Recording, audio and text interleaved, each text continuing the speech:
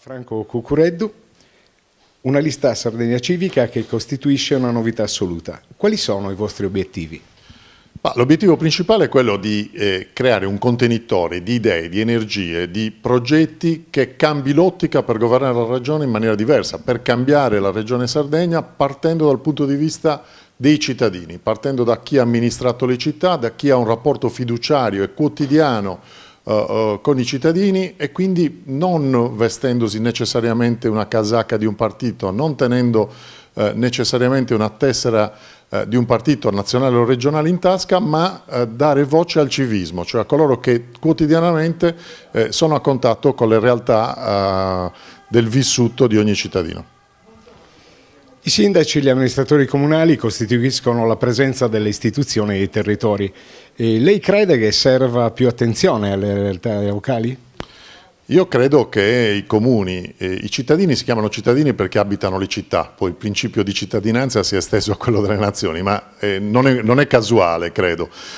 Quindi partire dai comuni dove si vivono le realtà, le esigenze, le ambizioni, le aspirazioni di ciascuno, le si vive quotidianamente, non chiusi all'interno di un palazzo. Io credo che sia importante che ci sia da parte della Regione maggiore attenzione nei confronti dei comuni, cioè che i comuni, che le città, che i cittadini vengano posti al centro di ogni azione amministrativa, ma credo anche il contrario, credo anche che chi vive le città possa dare un contributo importante per cambiare la nostra regione.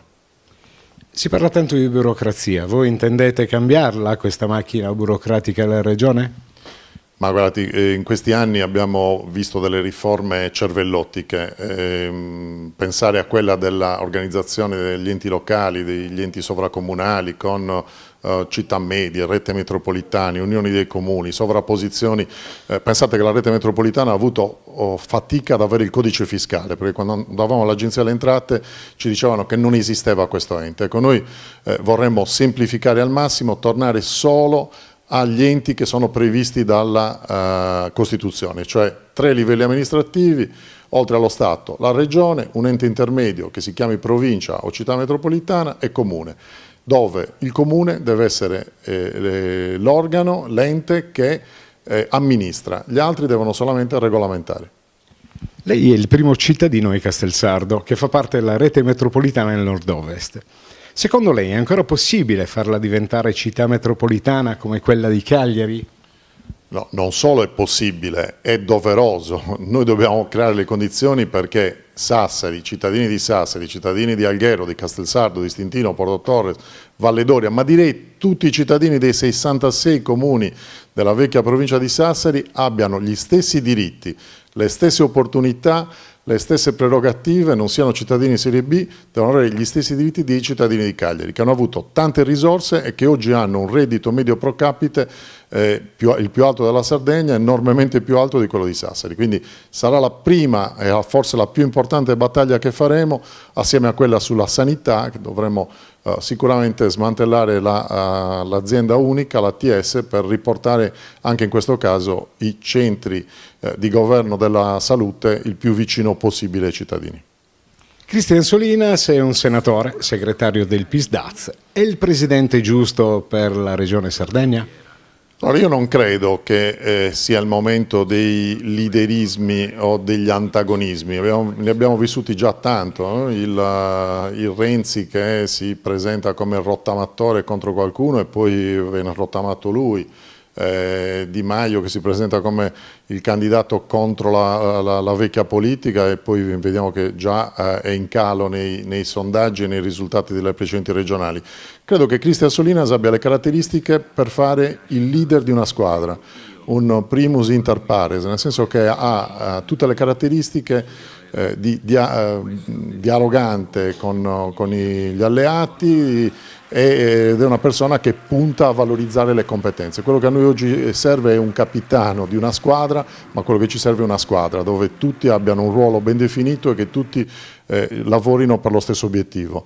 Far gol in questo caso significa veramente rilanciare l'economia della Sardegna, fare in modo che si crei sviluppo e che le future generazioni possano vivere felicemente la nostra isola. Guardiamo anche in caso d'altri. Zedda, che in base agli ultimi sondaggi è l'avversario più accreditato di Solinas, anch'egli è un sindaco. Sì, devo dire che Massimo Zedda è stato anche consigliere regionale nella stessa legislatura nella quale ne ho fatto parte io, la 14ª, anche Cristian Solinas, e devo dire che nella sua città ha anche fatto bene, per questo io credo che sia utile che continui a fare il sindaco nella sua città, magari chiuda il mandato perché è stato eletto 2 anni fa, sarebbe secondo me anche un po' un tradimento fare il sindaco o dimettersi dopo aver ottenuto un consenso così vasto. Detto questo, mi ha sorpreso vedere prima della presentazione delle liste che 130 sindaci avrebbero sostenuto la sua candidatura e poi scoprire invece che la maggior parte dei sindaci sono candidati nella nostra lista e nelle altre liste della coalizione del centrodestra, la stragrande maggioranza dei sindaci sardi.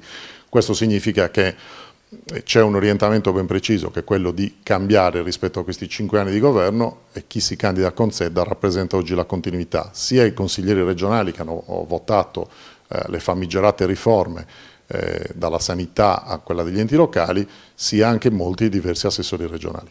Franco Cucuredu, la ringraziamo intanto per il tempo che ci ha concesso e vogliamo farle l'ultima domanda. Perché votare Sardegna Civica e il centrodestra? Sardegna Civica è una delle novità del centrodestra, è una lista civica, quindi vuole rappresentare persone, ripeto, che operano nel sociale, che sono espressione della società civile. Abbiamo candidati in lista magistrati, avvocati, medici, ciascuno rappresentativo di un settore che può dare una specifica competenza. Noi non ci sentiamo di appartenere, non siamo innamorati di nessun leader, né nazionale né regionale, ma abbiamo dimostrato di saper fare, di riuscire a gestire le amministrazioni locali in maniera innovativa, in maniera dinamica, ecco, e vogliamo portare questo modello di gestione a livello regionale. Io credo che chi ci conosce ci darà fiducia.